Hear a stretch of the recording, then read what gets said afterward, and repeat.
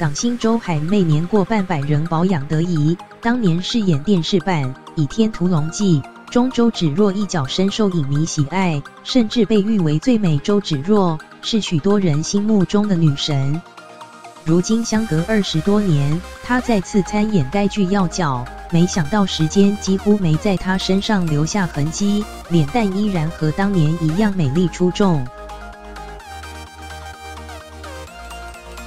大陆近日找来90后新生代演员，打算重启金庸笔下经典故事《倚天屠龙记》，同时请来演出1994年版周芷若的女演员周海媚参演剧中灭绝师太一角。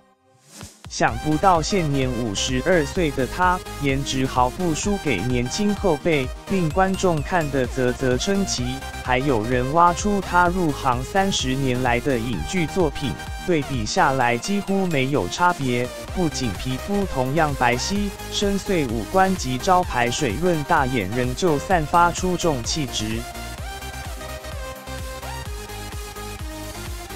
周海是香港演艺圈公认的美人胚子，当年以18岁的青涩年纪竞选香港小姐，虽然没有进入决赛，却开启了她的星途。她在连续几部电视剧中逐渐受到瞩目，于《流氓大亨》一剧中奠定一线女星的地位，更在1994年的《倚天屠龙记》获得最美周芷若的美誉。出道至今34年，仍是镁光灯的追逐焦点。年过半百的她似乎已成了演艺圈中的不老传奇。